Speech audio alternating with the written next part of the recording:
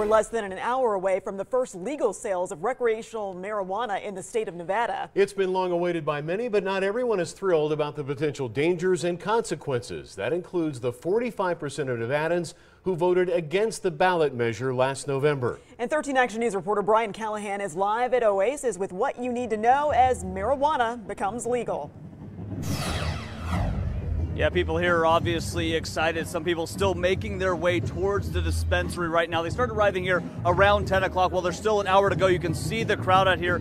A little over 100 people right now in line waiting to be the first people in the dispensary here to buy legal recreational marijuana. This is something the people we've spoken with say they've waited a long time for.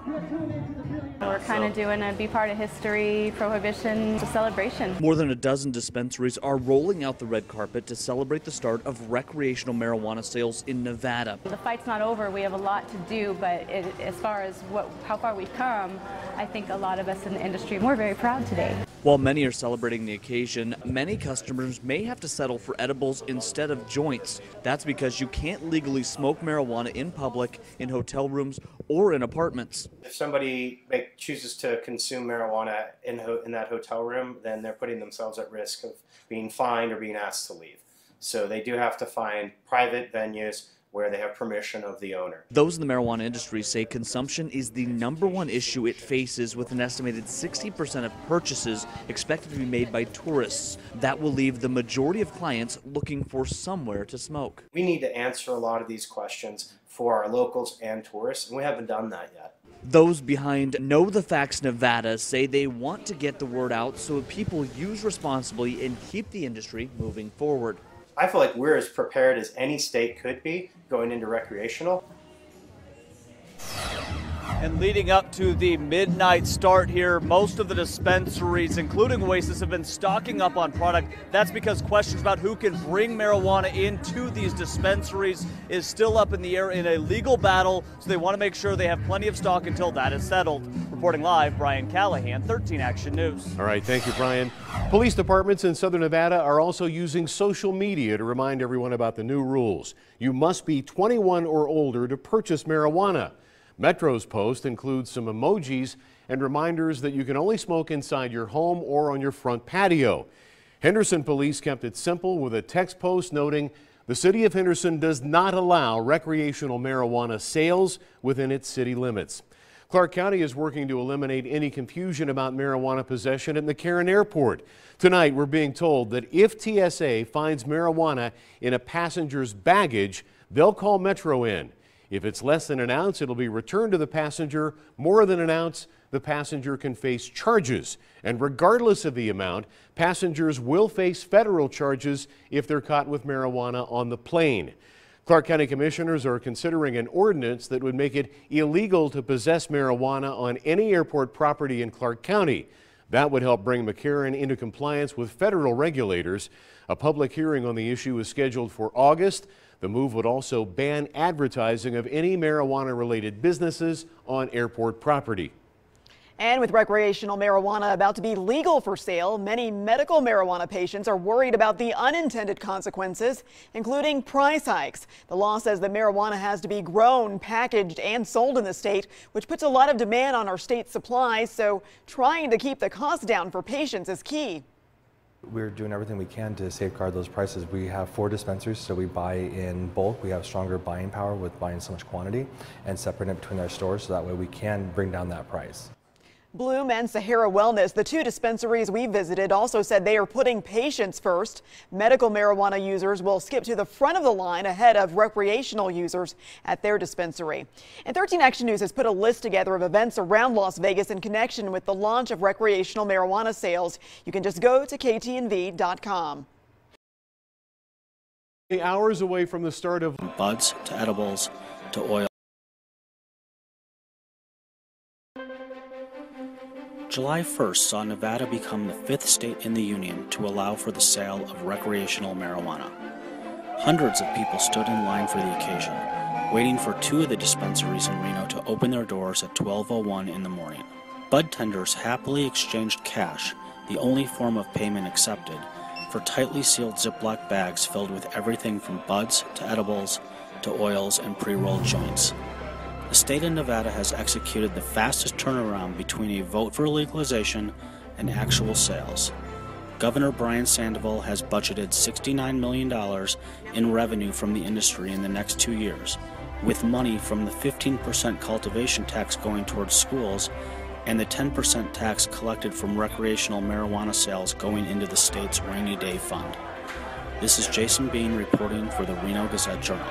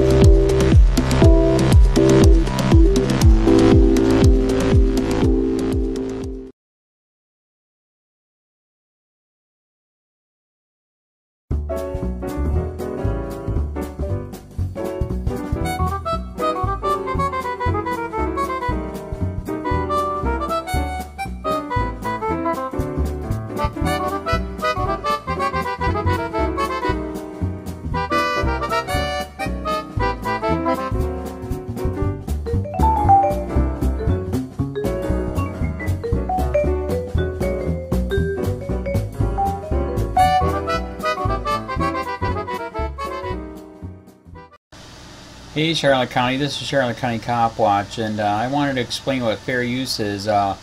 You can use pieces of news articles if you're doing it for news reporting, you have commentary, and you're doing it for education purposes. So that's what fair use is, as you can see right here.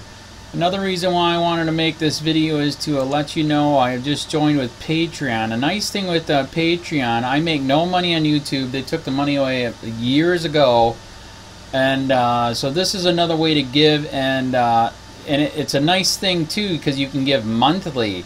You can give $1, $5, $10, whatever. I do 4 to 5 hours a day on trying to wake the sheeple up on how corrupt it is and different ways that you can fight the corruption. So Patreon is a way that you can do it, and then of course the old way is still there. Donate to Sheriff County Cop Watch with PayPal or credit card. So keep that in mind. 4 to 5 hours a day. I make no money, but the corruption happened to me, and I'm sick of it. So I'm trying to wake people up. But my wife would love it if some, if we could get some help out there. There's 47,000 subscribers. Just think if each one of you subscribers just gave a, let's say, actually, yes, $1 a month. 47,000 subscribers gave $1 a month. That would be awesome. That's not going to happen. But anyways, that would be great if it did happen. But, do the math in your head. Just think about it. Like I said, 4 to 5 hours a day. I get no money from YouTube. YouTube has gone nuts. You can't do anything anymore. They're taking the money away everywhere. So these are a couple different ways that you can still help out with all this time that I put in. And as you know, I'm in a special situation where, at least I can do it. 4 to 5 hours a day. We have a cleaning company during the day. That's what allows me to do this, and we're debt free. So this is my hobby. I don't go fishing and all that other crap. I try to save the world.